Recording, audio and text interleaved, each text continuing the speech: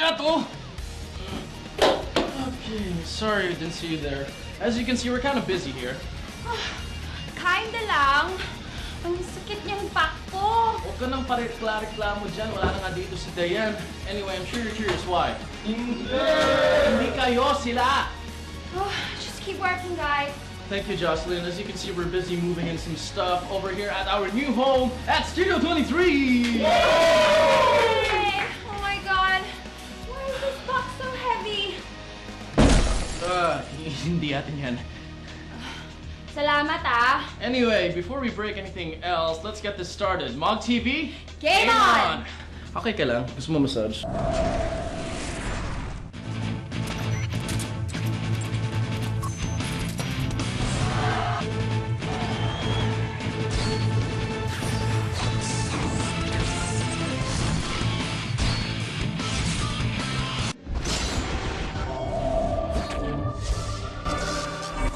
Now, I've heard of collectors going overboard to get what they want, but lately the gaming world has been rocked by unheard of prices for cartridges.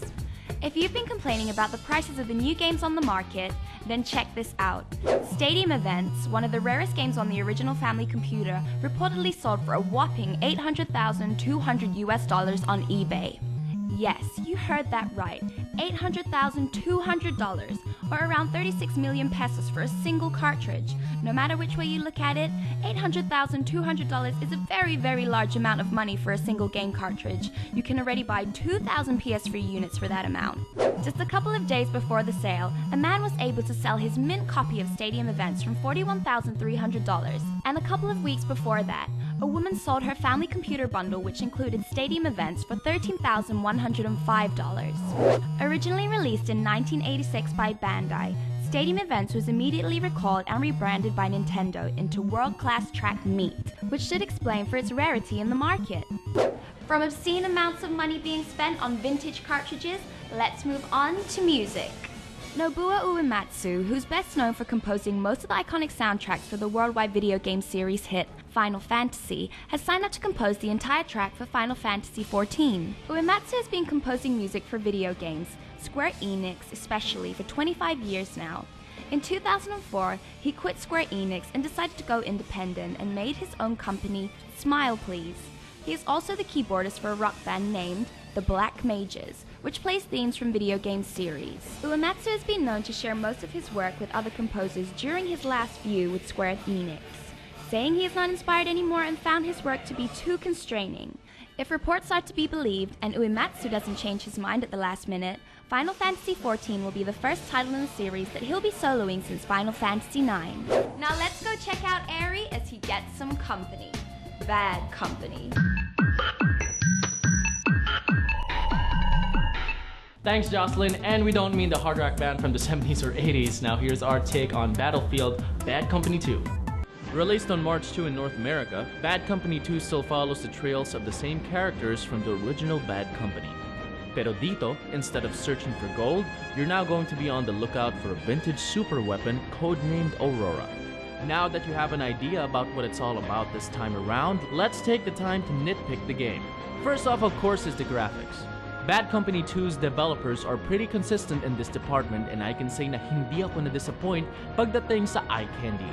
From the sweltering jungles of South America to the frozen vistas of Alaska, hanggang sa mga weapons at vehicles na gamit mo, the game manages to churn out eye-catching details wherever you look. Punta naman tayo sa sounds.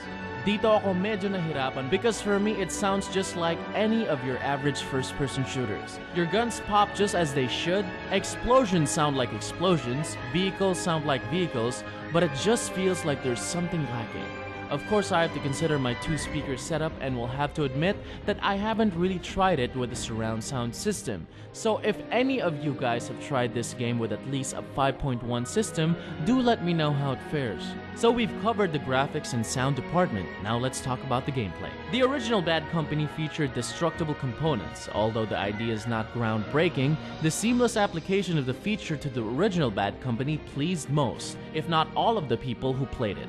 Of course, with this in mind, the developers had to up the ante, and the most logical step is to refine it.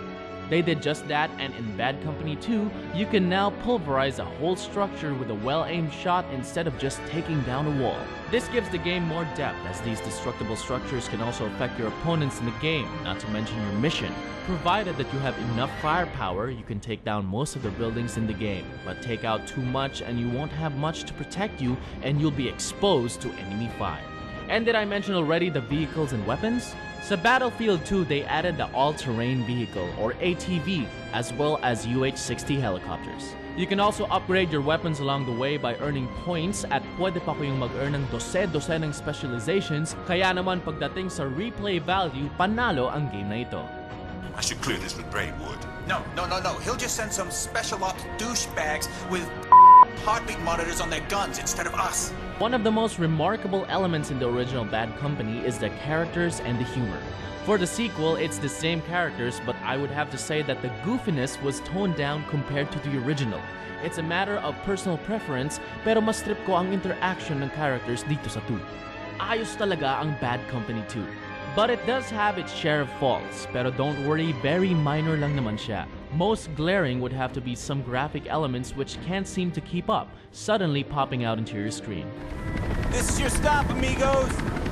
Bad Company 2 is a solid FPS. You have good graphics, okay lang yung sounds, you have immersive gameplay, and that touch of humor. Sa totoo lang, kung tatanungin niyo ako, marami pa akong sasabihin tungkol sa game na to, but we don't have enough time. But the point is, it's a must-buy. 4.5.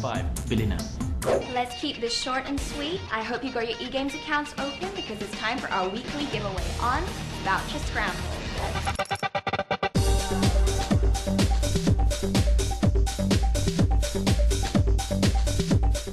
When we return, since you demanded it, MOG TV gets down and dirty with Dota!